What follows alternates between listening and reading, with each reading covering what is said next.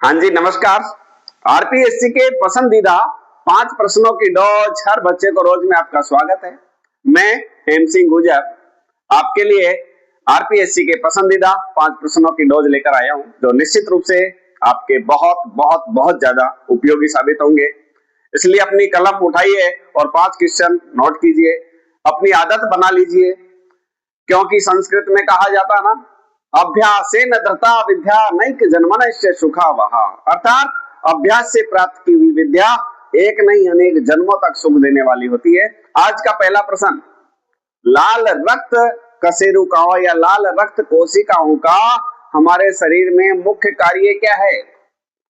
इस क्वेश्चन का आंसर है, शरीर के अंदर जो लाल रक्त कोशिकाएं होती है, आरबीसी जिनको अपन बोलते हैं, उनका मुख्य कार्य काफी इंपॉर्टेंट होता है। उनका मुख्य कार्य है ऑक्सीजन को शरीर के प्रत्येक अंग तक पहुंचाना।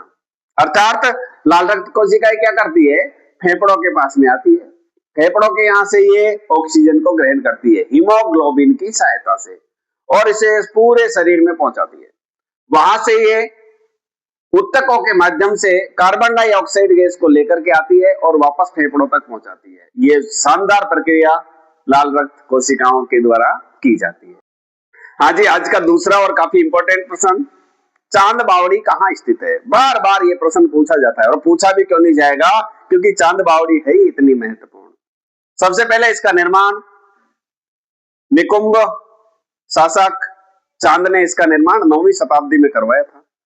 क्या विशेषता है चांद बावड़ी की? विशेषता लगभग 13 मंजिली ये चांद बावड़ी है, 100 फीट गहरी है और भूल भुलैया पर आधारित है। कहा जाता है चांद बावड़ी में लगभग 3500 सीढ़ियां हैं। एक किंवदंती भी इसके लिए है कि एक बार कोई बारात इसको देखने के लिए चली जाती है और इसका नीचे वाला तल देख के आना है, बारात जाती है और वापस ही नहीं लौटती है, ऐसी किंवदंती है। इसमें कितनी सत्यता है पता नहीं, लेकिन चांद बावड़ी अपनी कलात्मकता के लिए पूरे विश्व में प्रसिद्ध है।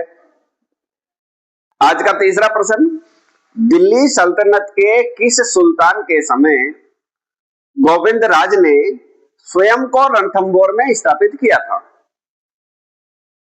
देखिए प्रश्न बहुत प्यारा है, शायद हमें समझ में आ रहा है कि गोविंद राज चतुर्थ जो पृथ्वीराज तृतीय का बेटा था।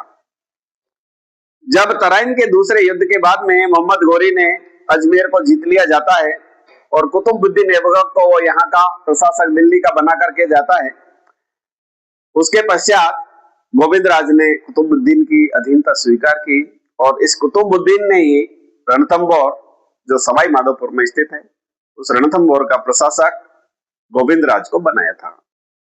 आज का चौथा प्रश्न, अनास किसकी सहायक नदी है? देखिए मैं बनास की बात नहीं कर रहा हूं, मैं बात कर रहा हूं अनास नदी। अनास नदी जो झाबुआ मध्य प्रदेश से निकलती है और बाईं तरफ से माही नदी में मिल जाती है, अर्थात ये माही नदी की सहायक नदी है। माही नदी की सहायक नदियों के बारे में बात करें तो सोम, जाखम, अनास, चाप, पनामा, हरण आदि ये नदियां हैं जो माही नदी की सहायक नदी है। कर्क रेखा को 2 बार काटती है माही नदी, उल्टे वी आकार में बहती है। धन्यवाद। आज का 5वां और अंतिम प्रश्न, नवीन राष्ट्रीय राजमार्ग NH-52 राजस्थान के किस किस शहर से गुजरता है? देखिए NH-52 है वो संगरूर पंजाब से शुरू होता है और अंकोला कर्नाटक तक जाता है। राजस्थान की बात करें तो राजस्थान में ये सीकर, उसके पश्चात जयपुर, टोंक, बूंदी, कोटा और झालावाड़, इन 6 शहरों से होकर गुजरता है NH-52।